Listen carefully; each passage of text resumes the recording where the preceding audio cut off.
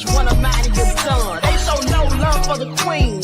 Why you hating on me? Is it cause I'm free and I got Malcolm X in my jeans? I got dreams like King Luther, shed blood like Kunsa. You ain't helping my people, I ain't got nothing to say to ya. I want all the smoke like hookah. Talking reparations, America won't be great until they give us compensation. I'm like, I'm the hottest right now. See a bunch of lames out here trying to jock on my style. They be doing too much.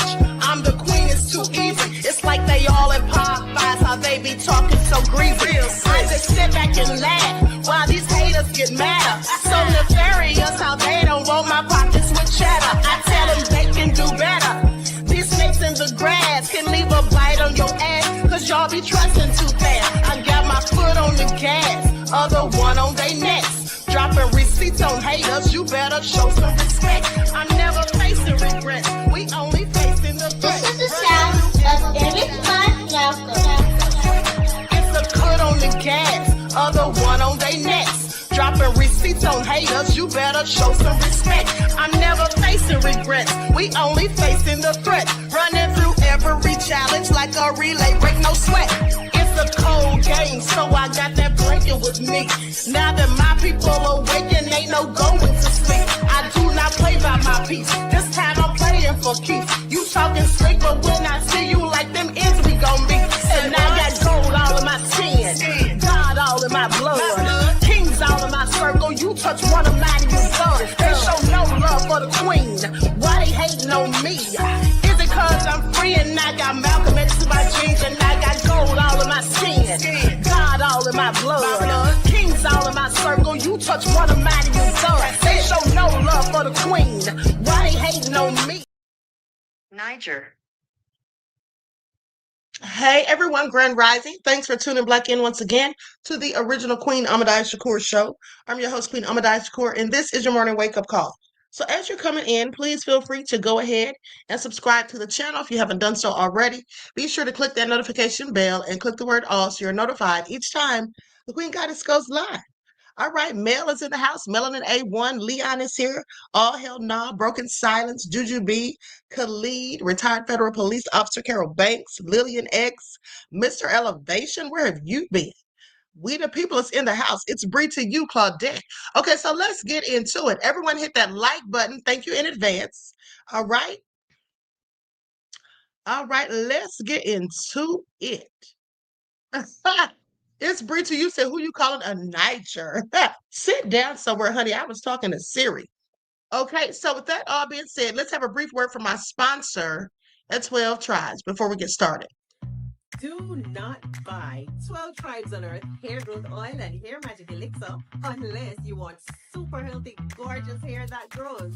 They have a whole line of amazing hair growth products, including hair growth leave-in conditioner spray, hair growth shampoo, hair growth spray, and hair growth butter. I'm starting to sense a theme here. They include quality natural ingredients. They smell amazing, and you can see the results for yourself. So if you're looking for healthy hair growth for your natural or relaxed hair, try 12 Tribes on Earth today.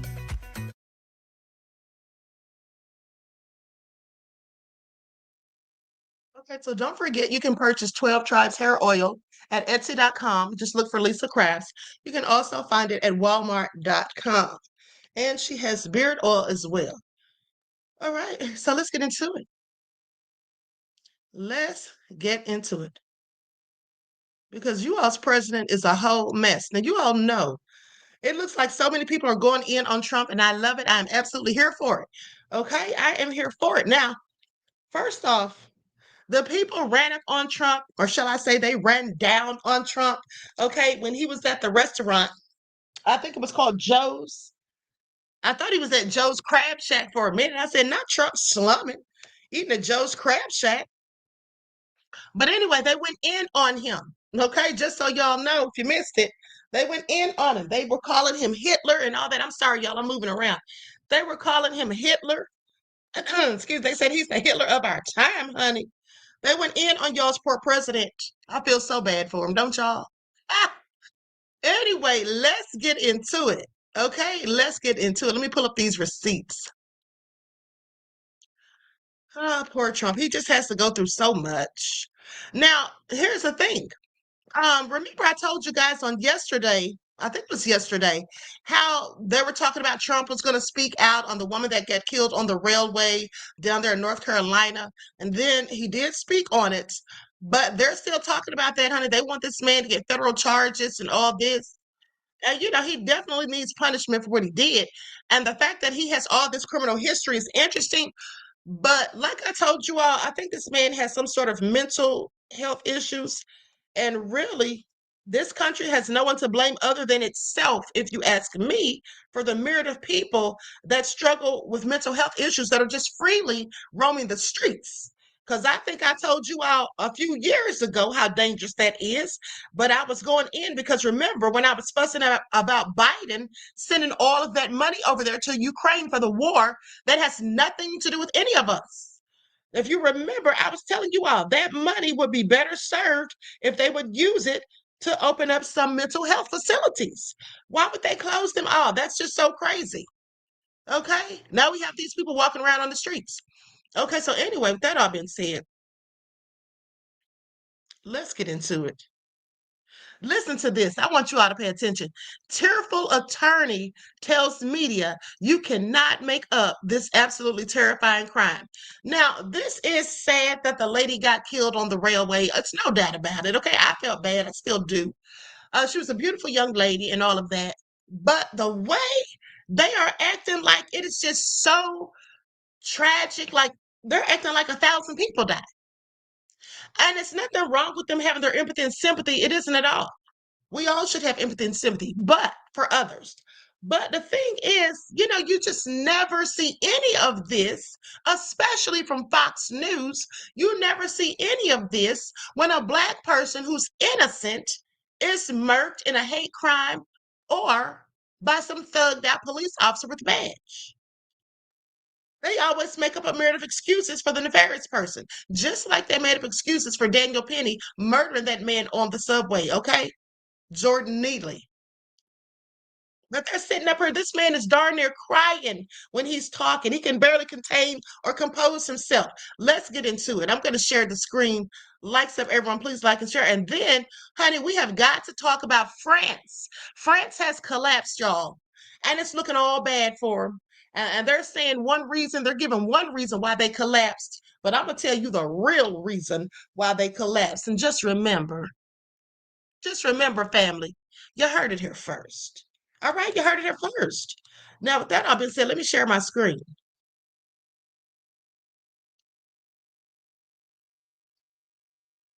Good evening, everyone. I'm Laura Ingram. This is the Ingram Angle from Washington tonight. As always, thanks for spending time with us inside the violent world of Chicago's gangs.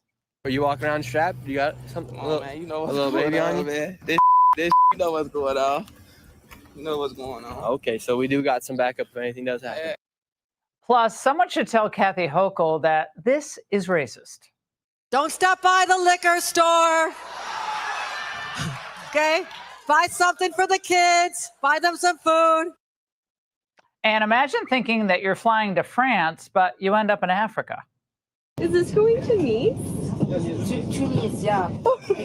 I thought you said to Nice, which is in France. Oh. In my Angle in Moments, but first, a few hours ago, I forced myself to watch the full, unedited video of Irina Zartuska's murder. Now, every adult American should see what this monster did to her. To see what's at stake here, what we're talking about when we talk about crime. Now, I want you all to notice, please pay attention. I want you all to just notice how whenever a Black person does something to one of them, that Black person is always a monster, a thug, an animal. Do you all listen to the wording of it all? But it's never any of those words used. None of those words are ever used to describe when it's one of them who does something equally or more heinous. Okay, just thought I'd throw that out there. Let's continue. In moments, I'm going to show you some of it. I have to warn you, it's extremely upsetting and graphic. It's heartbreaking. The surveillance video shows Irina Zarutska getting on the train by herself in her work uniform. sitting down by herself in a row that just happened to be in front of DeCarlos Brown Jr. Approximately 4 minutes later, Mr. Brown pulled out a pocket knife. You see him on video open that pocket knife, and he stabbed her 3 times in the neck. He then walked off the train with blood dripping from the knife. This is obviously a horrible, horrible situation. Now, do you all hear how choked up he is? Do you all hear how sad his voice is? I want you all to pay attention, and I'm going to remind you of something when he's done. Let's continue. With her throat slit and beginning to bleed out, 23-year-old Irina Zarutska covered her mouth. She grabbed at her throat and looked up in disbelief at the man who had just stabbed her, as if to ask, why?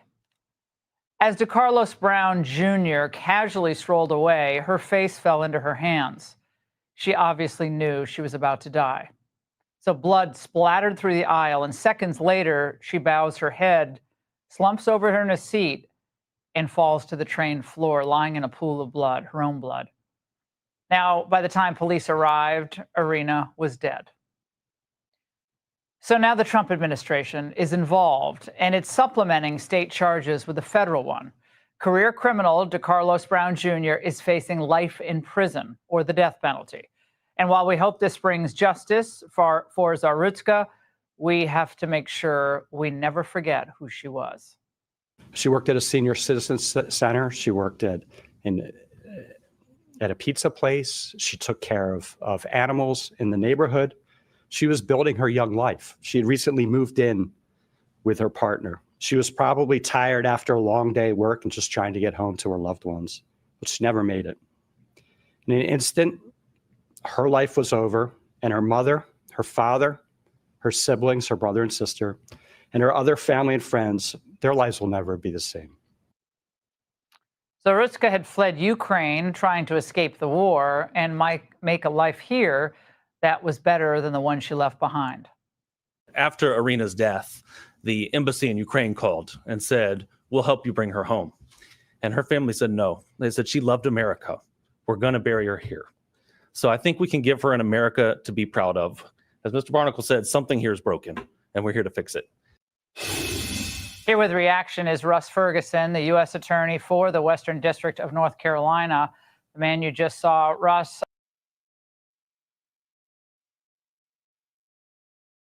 Okay, I'm going to stop right there for a moment because here's what I want to remind you all of. Okay, hold on just a second. Let me pull this up on the screen. Now, like I said, I love the empathy and sympathy. We all should have some for others. But do you all remember this? Because nobody cried for them. In fact, what the media did for these two was they put up a picture of the one that died with her holding a phone case that looked like a gun, trying to make her look like she was a thug. Nobody shared any tears for her in the media. Okay, y'all remember that? This man right here, this monster right here, since they don't want to call him a monster, I'll do it. This monster right here attacked these two sisters. Okay, do y'all remember that story? Just in case you don't, or if you never heard of it, let's talk about it briefly.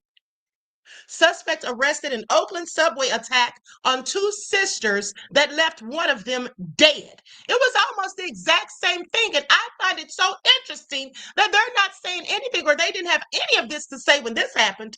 The wounded sister of an 18-year-old woman fatally stabbed in the neck while transferring trains said they were blindsided by a maniac.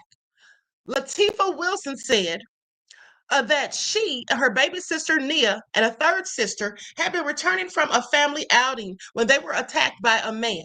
She says, I looked back and he was wiping off his knife and stood at the stairs and just looked. From then on, I was caring for my sister. That's what she told ABC 7 News, speaking outside a family member's home with a bandage on her neck because he stabbed both of them. Now, Bay Area Rapid Transit Police Chief Carlos Rojas said Monday that officers were scouring the area for John Caldwell, age 27, who was suspected in the Sunday night attack at the MacArthur station in Oakland. Wilson said a woman with a stroller gave her a baby blanket to apply pressure to her neck, but Nia Wilson died, calling out her sister's name for help. Wilson said that she told her sister she loved her. "We're going to get through this. I got you. You're my baby sister." Surveillance video on the train and at the station's platform showed Caldwell had been riding the same car as the sisters, but they did not interact with him, according to Rojas. As the group got on the platform, Caldwell quickly attacked them. "It looks like it was unprovoked, unwarranted, a vicious attack," Rojas said. Do you all see how this is the exact same scenario, but except in this case, there were two people attacked. Luckily, one of them lived. Okay, I just want y'all to pay attention, okay, because they don't have half the sympathy that they do for themselves, honey, for Black folk. And a matter of fact, they have more sympathy for a dog than they do for Black folk. But I digress. So anyway, surveillance footage showed Cowell fleeing the station through a parking lot and stripping off his clothes there. Detectives recovered a knife they believed was used in the attack at a nearby construction site. The women's father, Ansar Muhammad, said one of his daughters called him crying hysterically and told him to get to the MacArthur station. He said, "It's nothing imaginable seeing your child on the BART platform with a yellow tarp over her body." Muhammad said this on Monday evening as he and the other family members joined dozens of people for a vigil at the station. "That is an image I'll never forget for the rest of my life. So I want justice. All I want is justice." So this is the man right here that did it. At the time, the stabbing death of Wilson was considered a random act. Caldwell is a known fare evader. He's a known fare evader. Please pay attention. Okay, and although he is white and his sister's Black, and the sisters are Black, it's unknown if the crime was racially motivated. Caldwell is apparently homeless and has a prior record, just like the Black guy that said he had 14 arrests. This guy had multiple arrests himself, which includes threats against personnel at a local hospital. Okay? Now, this was a beautiful young lady, and she had her whole life ahead of her, too.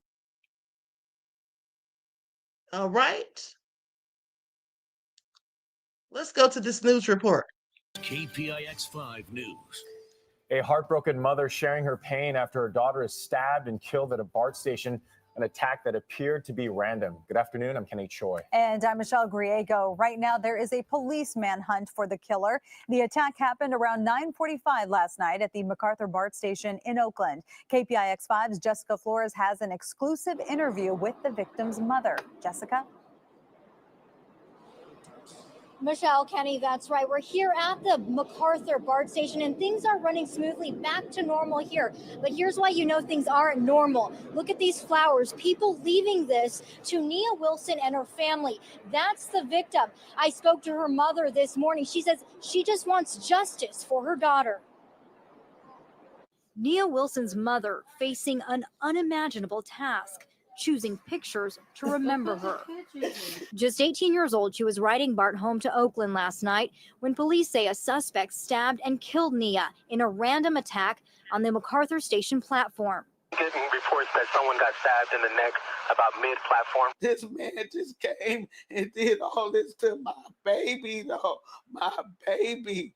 My baby. Nia's family says she was with her two sisters, getting off the train, helping a woman with a stroller when the man stabbed Nia and her older sister. The suspect, described as a white man in his 20s or 30s with short hair and a heavy build, got away. The random violence comes just months after two riders survived a stabbing attack at the Coliseum station and after BART police announced it's stepping up foot patrols to curb crime. Where was the police? Right. Why was my baby? Why did y'all said y'all was gonna have people on the platform?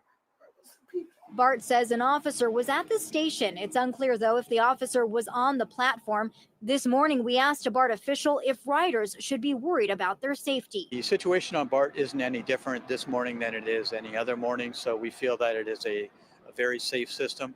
But riders we spoke to are on edge after the attack. It was the first thing this morning that my husband told me, and he was worried about me getting on BART. Nia's sister is recovering at the hospital, as Nia's loved ones remember the young, bright, aspiring makeup artist. Her mother says she was going places and even had an interview this afternoon. She always said, Mama, I'm scared of BART. I always didn't believe her like you scared of BART. She had the right to be scared of BART, because look what happened to her.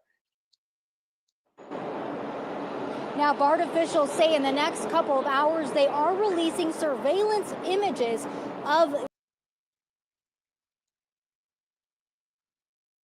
Like I said, always a double standard, okay? And then they didn't even say anything about that man having mental health issues, because for their own reasons, when a black person does a crime, even if the person has mental health issues, they'll never give them that benefit of the doubt. That's what they don't do, okay? Thought that I would just point that out. Now, with that all being said, let's talk about Representative Mike Johnson. Because Mike Johnson said the other day that y'all's president, Donald Trump, said that Donald Trump was a federal informant. Now, I'm sure that's what he said. I'm sure those are the words that, in fact, came out of his mouth. But today, or yesterday, shall I say, he claims that's not what he meant, that his words were taken out of context. Yes, ex Frank Nitty, it is a double standard, beloved. So he's saying now that his words were taken out of context. So let's hear him explain himself. Now, this is what he said previously. There were tears in the room. There was outrage. It was both, I would describe it as heartbreaking and infuriating that justice has been delayed so long. Some of the women in the room. I expect he will, but I mean, the whole effort has been mooted. It's not necessary anymore. Let me make this very clear, as we've made several times the last couple of days. The Oversight Committee's effort goes further than the discharge.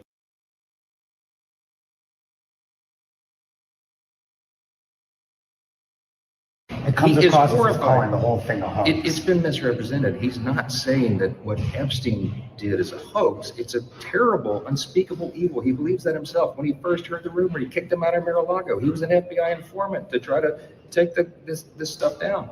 The president knows and has great sympathy for the women who have suffered these unspeakable harms. It's detestable to him.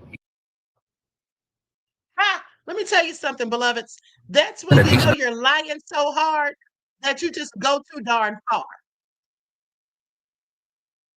Okay, that's all that is. He was lying so hard and so desperate to convince that man that Trump's on the good side and he's on the right side or whatever of history, that he sat up there and just went too darn far, talking about Trump was a federal informant, acting like he was just really fighting for truth and freedom. Sit down somewhere with your little lying self. Now that's why you got to come back and double back around and backpedal and backtrack. Hold on, let's get into it. He knew he was lying. I knew he was lying. If Trump, here's the thing though. Here's the thing. If Trump was so helpful then, why the hell he doesn't want to help now? Huh? Why doesn't he want to help now? Where's that list? Yeah, make it all make sense. Please. President Trump wrote a birthday letter to Jeffrey Epstein more than 20 years ago. The birthday note was released yesterday by the House Oversight Committee, along with more records from the Epstein estate. Now, the message apparently bears the signature of President Trump and is typed with an outline of what appears to be a naked woman. The note was first reported by the Wall Street Journal in July. At the time, the president described it as fake, and he's now suing the outlet. This comes as House Speaker Mike Johnson is walking back comments he made that President Trump was an FBI informant in the Epstein investigation. I don't know if I used the right word. I said FBI informant. I'm not sure. I wasn't there. This is in my lane. I'm just repeating what is common knowledge and has been out in the public for a long time. President Trump was never a hindrance to the Epstein investigation. He was trying to assist in that. He is disgusted. CBS News correspondent Natalie Brand joins us from the White House with more on all of this. Good morning, Natalie. Explain this walk back. He isn't disgusted. He's disgusting. There is a difference. From Johnson and the letter that was just released. Good morning, Errol. Well, Speaker Johnson, you heard him. He acknowledged that maybe he used the wrong word, but he was referencing comments that were made by the attorney for the victims that we heard from last week over on Capitol Hill, saying that, years ago, President Trump, when he was not a politician, was helping in this investigation. Now, Speaker Johnson, calling him an FBI informant, acknowledged that maybe was not the correct terminology, but trying to make the case that he was not hurting this investigation that launched years ago. Now, as for this new document released late yesterday by Democrats on the House Oversight Committee, the top Democrat on the committee saying that he wants President Trump to tell what he knows about the case and release all Epstein files, something that a number of both Republicans and Democrats have been calling for. But again, now that this document is in the public domain, pretty much aligning with what the Wall Street Journal had reported weeks ago, the White House continues to deny writing the letter. In a new statement, the White House press secretary saying it's very clear President Trump did not draw this picture, did not sign it, saying his legal team will continue to aggressively pursue litigation. And in a post by the vice president, J.D. Vance says he's questioning why Democrats were silent about Epstein for years. A number of other Republicans on Capitol Hill also coming to the president's defense. Take a listen. President said that's not him. I believe the president. From what I see, it's not a signature. I've seen Donald Trump sign a million things. I think it's a distraction. What do you mean? I mean, it doesn't prove anything. Having a birthday card from Trump doesn't help the survivors and the victims. See, let me tell you all something. This always gets on my nerves when people say something's a distraction and then they don't give you any context. Now, when they asked him, what does he mean? He starts talking about, well, that doesn't mean that he did anything. Well, okay, that can be true. That can be true. It could not mean that he did anything, but we know that he did do something. We've heard from the victims. But aside from that, sir, tell us why it is a distraction or how it is a distraction. Because it isn't. Okay, he needs to sit down somewhere. And Bobby Donalds, why is he sitting up there caping for Trump? What an idiot. Okay, what an idiot. But let's continue. It doesn't name an additional new person who could be indicted. And this document was part of hundreds of pages of this birthday book for Jeffrey Epstein, obtained by. Hold on. Just Anticipate says, I was watching the news yesterday and boy, Trump's face looks like leather.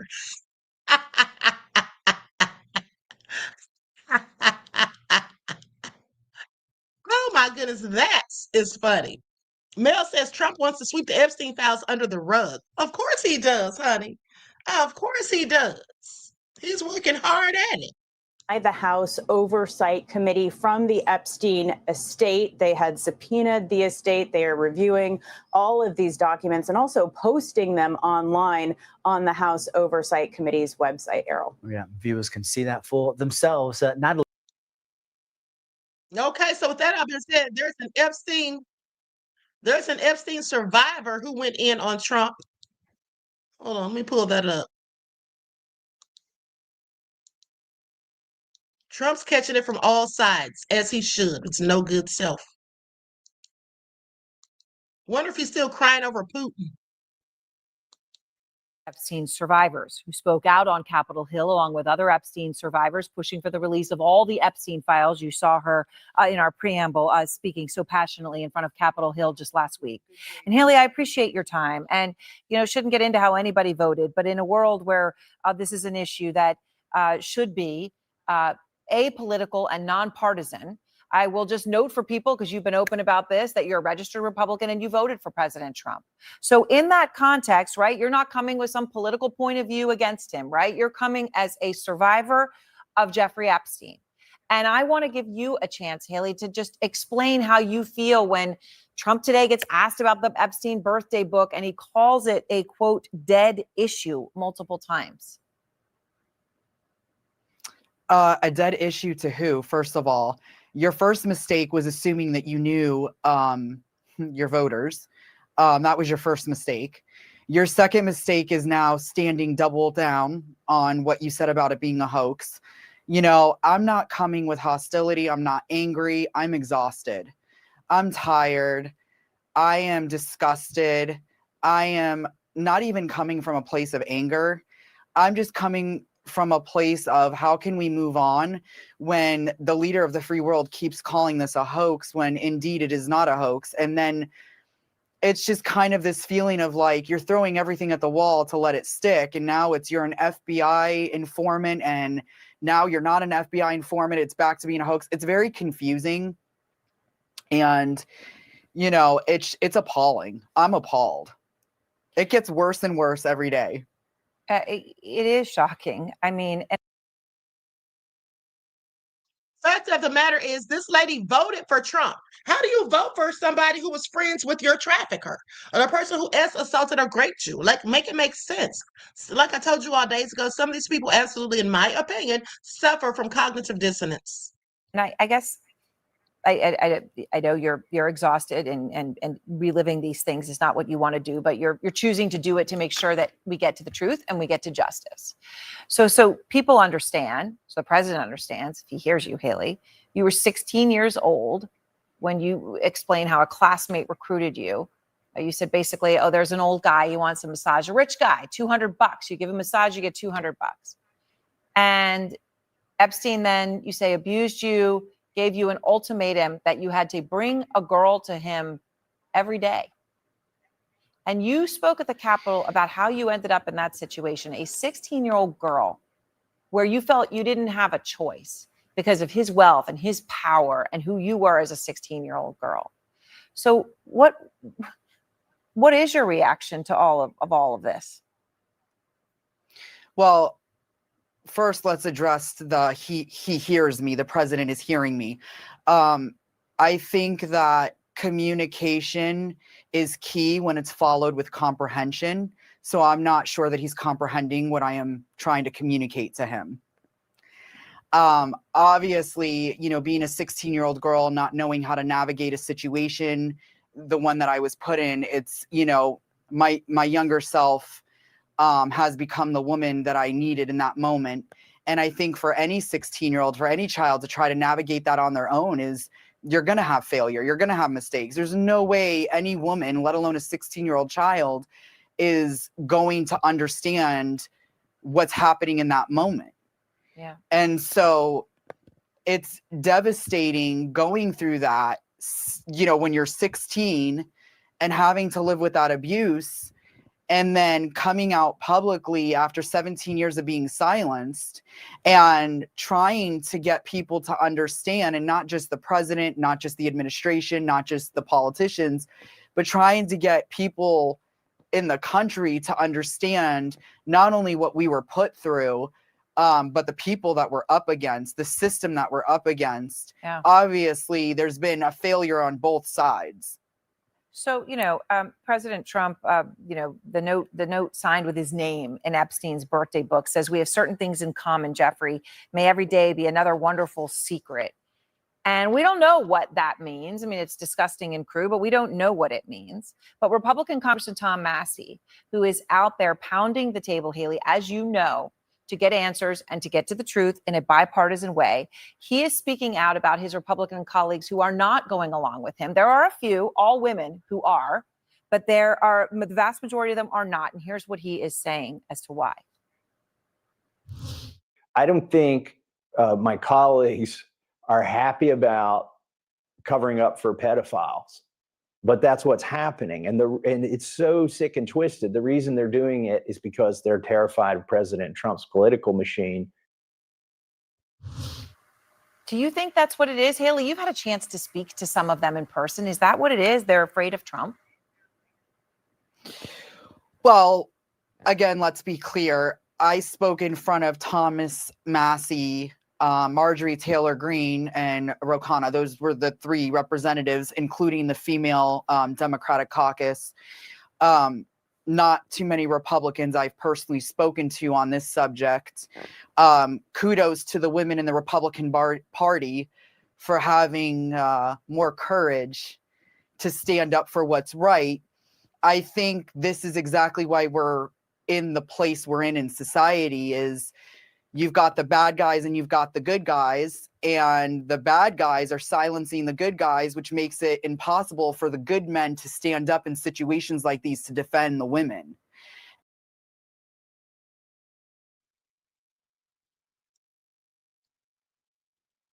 Okay, so I think we've heard just about enough.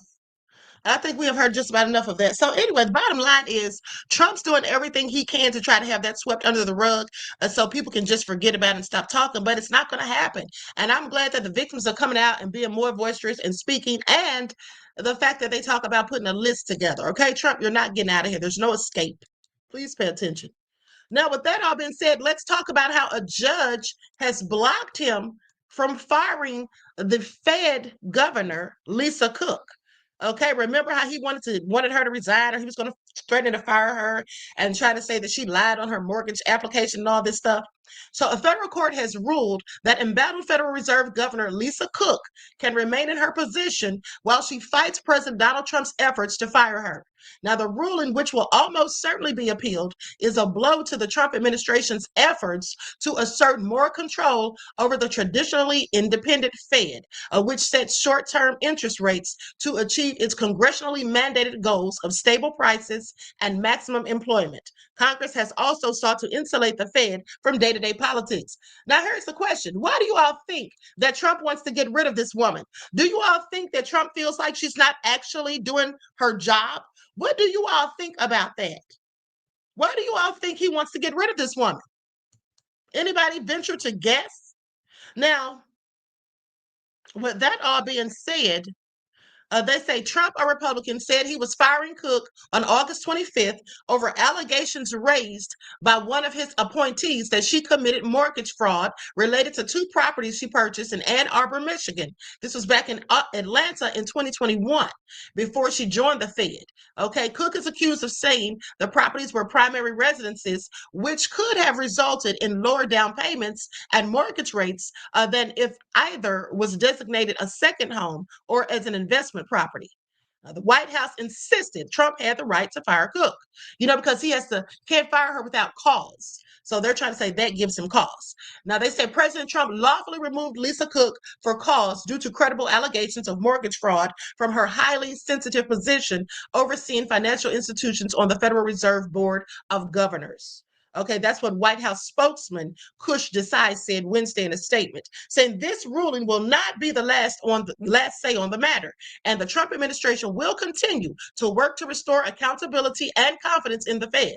But Cobb ruled that the allegations likely weren't sufficient legal cause to fire Cook. Under the law governing the Fed, governors can only be removed for cause, which Cobb said was limited to actions taken during a governor's time in office. Pay attention, because what they're saying she did, what she's been accused of as far as her mortgage, that was before she was in office. Okay, so that's their argument. Now, they say the removal of a Federal Reserve governor extends only to the concerns about the board members' ability to effectively and faithfully execute their stationary duties in light of the events that have occurred while they're in office, Cobb says. Cobb was appointed by President Joe Biden. Now, President Trump has not stated a legally permissible cause for Cook's removal.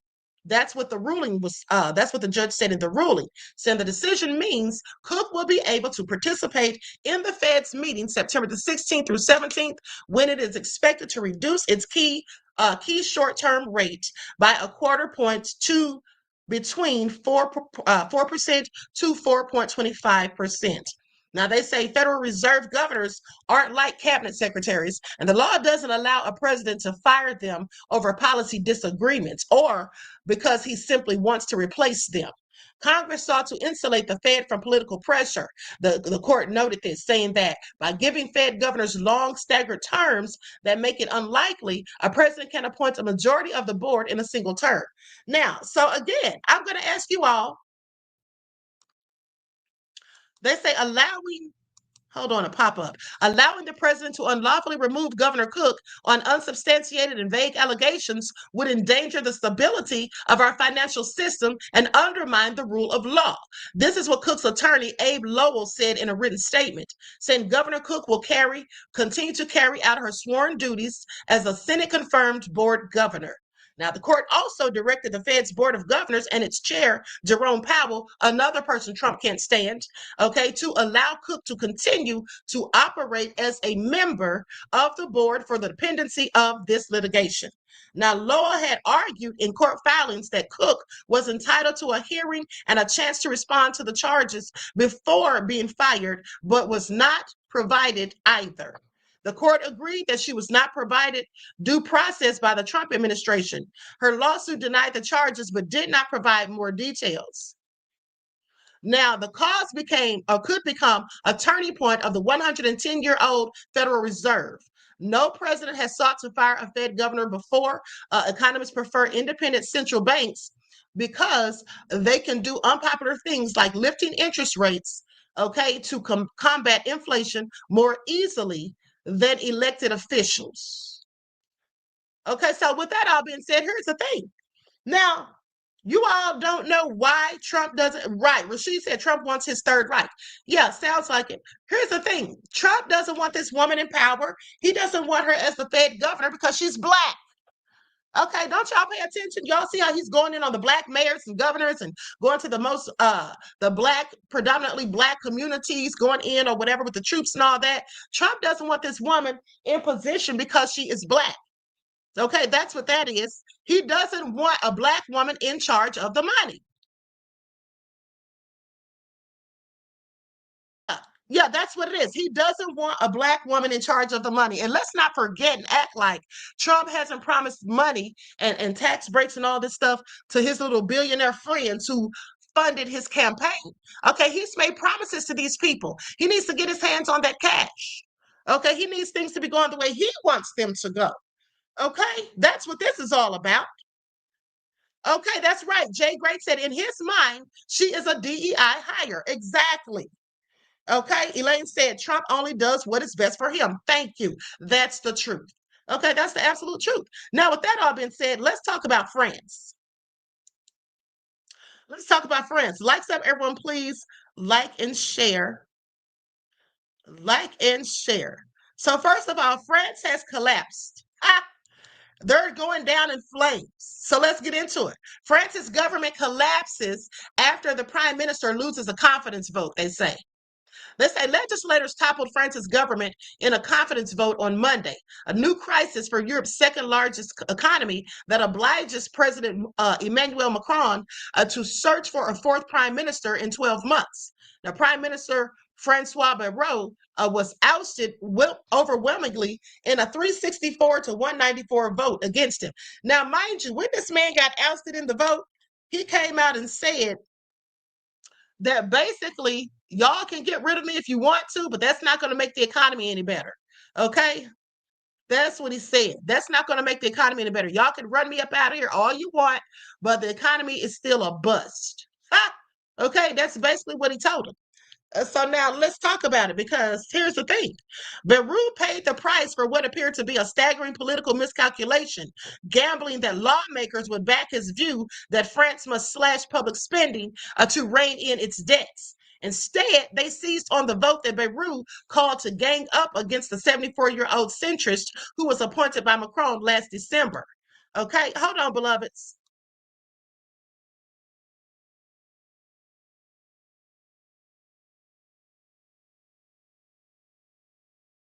Okay, so now with that all being said, here's the thing. Now they're saying this all has to do with the prime minister being ousted. But no, it is all because of the foolishness that they have got themselves in with Africa. Because for years, they have been stealing from Africa. Okay, now we all know that France has had a huge, they have heavily relied on West and Central Africa, okay, for decades, for gold, ivory, timber, okay, to fuel economies. And with that all being said, well, Africa got sick and tired of them, okay, got tired of all their BS. Now, with that all being said, let's get into it. because this is why their economy is going down the drain. This is why their economy has collapsed. Okay, it's more so to do with the fact that Africa doesn't want shite to do with them, and especially Ibrahim Traore. Because let's not forget how France stole so much gold. Did you all know this? That they literally stole so much gold from Burkina Faso and Mali, and they did it all so they could build the biggest reserve in the world. Did you all know that? Yeah, low down and dirty. Okay, low down and definitely dirty. But that's what they do. See, France holds the 4th largest gold reserve, okay, in the world. It's like 2,000 and something tons that doesn't have active gold mines, okay, on its soil.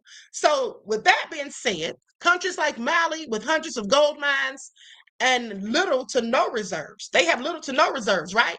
So what do you think France has been doing? Okay, exploiting them.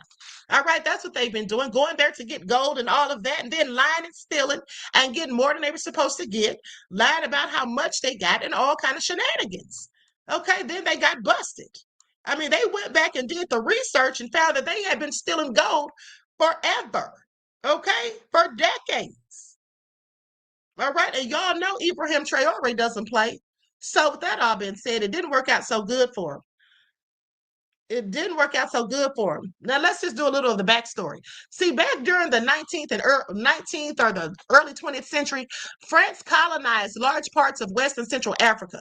Okay, this was part of what they call the wider European scramble for Africa. All right, and some of the countries that France colonized were Senegal, Mali, Guinea, Ivory Coast, Burkina Faso, Niger, Benin, Togo. Okay, which they share with Germany and Britain, by the way. Right, so. Anyway, France maintained strong economic, political, military, and cultural ties. Many of the leaders of newly independent states were former French educated elites. Now, France retained military bases and influence in domestic affairs. Okay, so they thought they had it all going. But then there was rising backlash and anti-French sentiment. Okay, in recent years, there have been growing resentment in many African countries over perceived what they call neo-colonialism. Okay, the perceived neo-colonialism, economic exploitation, like I said, and the French military presence. So then countries like Mali, Burkina Faso, and Niger, they decided they want to cut ties or reduce cooperation with France. All right. And then, of course, there was the rise in Pan-Africanism and calls for sovereignty and economic independence and all of that. So basically, France no longer occupies West and Central Africa, but its influence remains there to a degree, okay, entrenched through economic, military, political channels and things like that. But the bottom line is the African populations, when they took on new leaders like Ibrahim Traore, well, some of them are not going to put up with it. Okay, some of them are just not going to put up with the BS. So that is why France has collapsed. If you ask me, okay, if you ask me, I mean, that's just my opinion at the end of the day. So moving right along, likes up, everyone, please like and share. Thank you in advance. Okay, we're almost done. Now let's talk about Trump and all his nefarious lies. Wait a minute, before we go to Trump's lies, let's talk about the boobs. Let's talk about them calling him Hitler. Okay, let's talk about it. Hold on, here we go.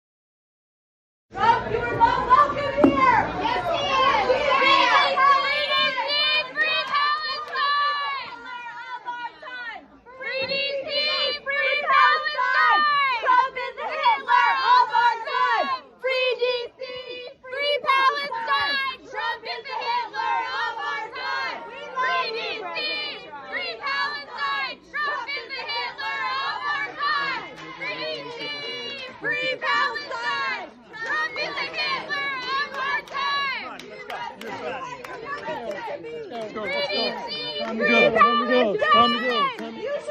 ashamed. They said it's time to go, honey. Trump is mad. Look at it. Let's go. Time to go. He's terrorizing communities all over the world. From Puerto Rico to the Philippines, to Venezuela. He is terrorizing communities. He is not welcome to D.C. He's not welcome to Palestine. Palestine is not for sale. Free D.C. Free Palestine.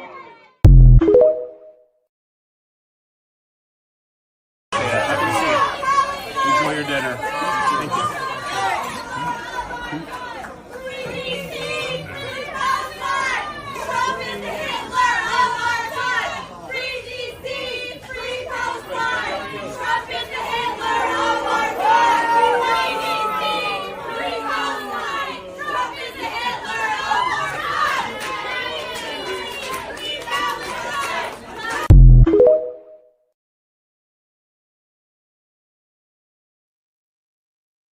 Okay, so y'all heard it. That was hilarious to me, honey. They were going in on Trump. They were literally going in on him, calling him the Hitler of their time and all of that. Y'all know Trump hated it because didn't he just say the other day? Didn't he literally just give them the orders not to play the booze?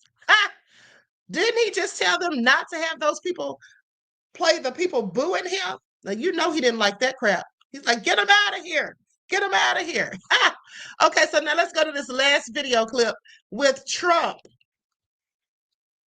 where they're talking about Trump and all these outlandish, ignorant lies that he's been telling lately. Not lately, forever, but, you know, they just get worse and worse. With all of this news and all the things we've been covering about Donald Trump for the last decade plus, that I would note is that he is supposed to be good at lying. That is supposed to be a thing he is good at. I mean, the conventional wisdom in MAGA land, at least, is that if Trump doesn't like something, whether it's a news story or a statistic or an immutable law of physics, he can just say it's fake over and over and over again. And eventually the theory. Hold on, you guys be careful of your comments. Do not put any racially charged comments or anything insulting in the chat. Thank you. Okay. Dorothy, I deleted your comment, beloved. Please be careful of what you put in the chat. Okay, let's continue. Theory is it will go away. Now, I would not have necessarily predicted that the Epstein files, I didn't predict at all. I wouldn't have thought this at all, that the Epstein files would be the issue that caught him up in his own blatant lies to a point where it seems to be one of his biggest problems. But 8 months into his second term, he is having a very hard time explaining himself. I mean, yesterday we finally got the highly anticipated Epstein birthday book. I was just talking about it with Chris. The one that was first reported on by the Wall Street Journal back in July, that was said to include at the time a body letter from Trump to Epstein, which we didn't see at the time. And Trump was so furious, remember that, a couple months ago, about that reporting that he immediately sued the Wall Street Journal and its parent company for defamation, declaring in open court that that birthday letter did not exist. Well, Hunger is here. And I needed it because my fridge is super empty. I'm going to open the box. Turns out, as we all, basically all of you watching would have predicted, we knew that would be the case all along, the letter definitely does exist, as do a whole bunch of other creepy letters to Epstein that were compiled in that birthday book. Now, I should warn you, many of the 200 plus pages, which were contributed by Epstein's friends, allude to his lifestyle with lewd references and suggestive images and incredibly crude and disgusting jokes. I mean, for example, one contributor expresses birthday greetings to Degenerate One, saying, "So many girls, so little time." Ugh. Another contributor wrote a poem noting that despite being an outrage to public decency, Epstein had avoided the penitentiary. One page seems to reference his lifestyle through clip art, depicting. Another thing, too, while Trump is sitting there still lying, saying that he didn't send that letter to Epstein for his 50th birthday and that wasn't his signature, there were other things in that book that Trump had Trump's name on it. Okay, or there were other things. I'm not sure if they were necessarily in that book, but they did say there were other things at Jeffrey Epstein's estate that had been released that also had Trump's signature. So it's not like you just sent him one thing. He sent him multiple things, okay, with his signature. So Trump, please stop lying at this point. His plane and women in swimwear. You can see that on the screen, a little bizarre birthday note there. Then there is this particularly creepy illustration on the screen right now, appearing to show Epstein giving candy and balloons to female children in 1983, and then receiving massages and other things, apparently from those same girls 20 years later. Disgusting. Now, taken together, they suggest, of course, all of this stuff, these were all birthday notes to the same guy, suggest that his behavior was a very open secret. I think we all know that by now. And it was among those horrifying pages that we saw this birthday message, appearing exactly as it was first described by the Wall Street Journal and bearing Trump's very distinctive signature. And so Trump, who confidently told the world that this drawing did not exist, of course changed his tune. I mean, immediately the White House and its allies started pushing a new claim. Now they say that it's not the letter that is fake, but Trump's signature on the letter that is fake. Maybe they sat in a meeting and discussed that was the thing they should say. Who knows? Never mind the fact that there are multiple nearly identical examples of Trump's signature on letters he has signed throughout the years. You can see them all on the screen, including ones he himself published in a book called Letters to Trump. Who knew when he had that book put out, it would be so apt today? Now, Trump's claim that this signature was fake was so obviously far-fetched that by this morning, even Trump himself appeared to have given up selling that particular storyline. When reached by NBC News, Trump did something he almost never does, can barely count how many times he's done it. He gave a rare no comment, basically. He said, quote, "I don't comment on something that's a dead issue." As if saying it's a dead issue means it's a dead issue. But clearly the issue is still very much alive, because by this evening, Trump was back to denying that he had anything to do with it. It's not my signature, and it's not the way I speak. And anybody that's covered me for a long time knows that's not my language. It's nonsense. And frankly, you're wasting your time. I mean, look at J.D. Vance in that whole video there. Anyway, and now, as implausible as it may be, that faked signature theory has become kind of the official party line. From what I see, it's not a signature. I've seen Donald Trump sign a million things. This doesn't look like his signature to you? Nope. Well, I don't know. I mean, anybody can do a signature. So you think really someone might have just forged this somehow? Yeah, I mean, somehow it's so easy to do. I think there's a dispute about whether that's really a signature. So, I mean, I think right now it's just going to be argued back and forth. So you're just going to take the president at his word that he. What does it have to do with anything? Now, the president says it's not. I take the president's word. What does it have to do with anything? Yes. Well, it has to do with a lot of things. I mean, let's just game this out here for a second. The theory James Comer is referencing is that 22 years ago, when Donald Trump was still a Democrat, sending texts to Hillary Clinton of all people, by the way, when Trump and Epstein were still friends who partied openly together at Mar-a-Lago, and before Jeffrey Epstein's crimes became known to the public, someone out there somewhere had the foresight to fake Trump's signature and then include it in a book to his close friend in the hopes that it would damage his reputation when he was miraculously sitting in the Oval Office 22 years later, which nobody on the planet predicted. Why would anyone believe that? They wouldn't. I mean, Trump's claim that this is all fake as well, pretty laughable. But frankly, that's to be expected with this guy. We know. Because anytime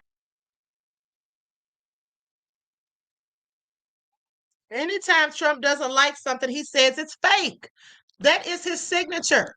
Now, JFG says signature experts say that signature is a forgery. No, they didn't. No, they didn't. Watch this. Let me show you. It says my school had a forgery competition. I lost. Let me show you all. Here's the thing. Here's what was actually said. See, you have to pay attention because it goes by what do we believe and who do we believe? About the Epstein case, would the White House support a professional handwriting expert review of the document released yesterday to prove that it's not the president's signature? Sure, we would support that. And in fact, I have already seen many forensic analysts of signatures coming out. I believe it was the Daily Signal that published a piece with 3 separate signature analysts who said that this absolutely was not the president's authentic signature. And we have maintained that position all along. The president did not write this letter. He did not sign this letter. And that's why the president's external legal team is aggressively pursuing litigation against the Wall Street Journal, and they will continue.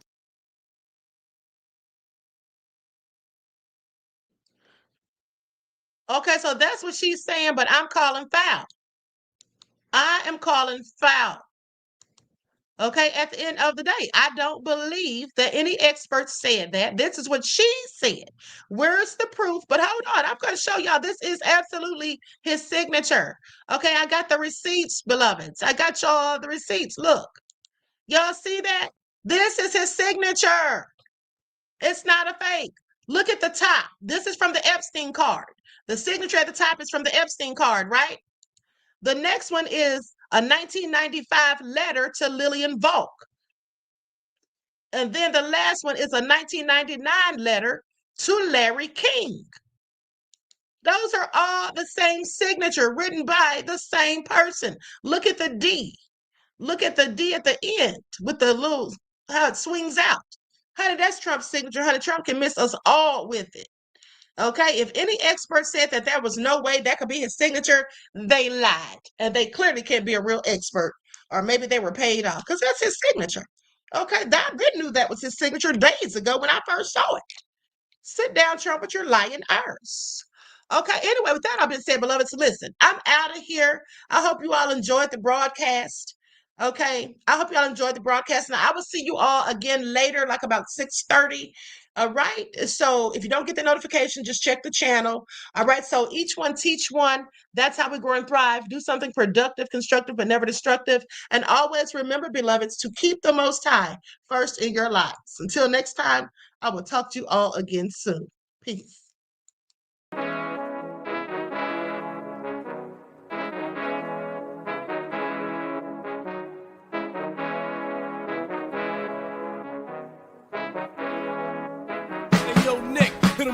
Gold all in my skin, God all in my blood, kings all in my circle. You touch one of mine and you're done. They show no love for the queen. Why you hating on me? Is it cause I'm free and I got Malcolm X in my jeans? I got dreams like King Luther, shed blood like Kunta. You ain't helping my people, I ain't got nothing to say to ya. I want all the smoke like hookah. Talking reparations, America won't be great until they give us compensation. I'm like, I'm the hottest right now. See a bunch of lames out here trying to jock on my style. They be doing too much. I'm the queen, it's too easy. It's like they all at Popeyes, how they be talking so greasy. I just sit back and laugh while these haters get madder. So nefarious how they don't want my pockets with cheddar. I tell them they can do better. These snakes in the grass can leave a bite on your ass, cause y'all be trusting too fast. I got my foot on the gas, other one on they necks. Dropping receipts on haters, you better show some respect. I'm never facing regrets, we only facing the threats. Running through every challenge like a relay, break no sweat. It's a cold game, so I got that blanket with me. Now that my people awaken, ain't no going to sleep. I do not play by my piece, this time I'm playing for keeps. You talking slick, but when I see you like them ends, we gon' meet. And I got gold all in my skin, God all in my blood, kings all in my circle. You touch one of mine and you done. They show no love for the queen. Why they hating on me? Is it cause I'm free and I got Malcolm X in my jeans and I got gold all in my skin, God all in my blood, kings all in my circle. You touch one of mine and you done. They show no love for the queen. Why they hating on me? Is it cause I'm free and I got Malcolm X in my jeans and I got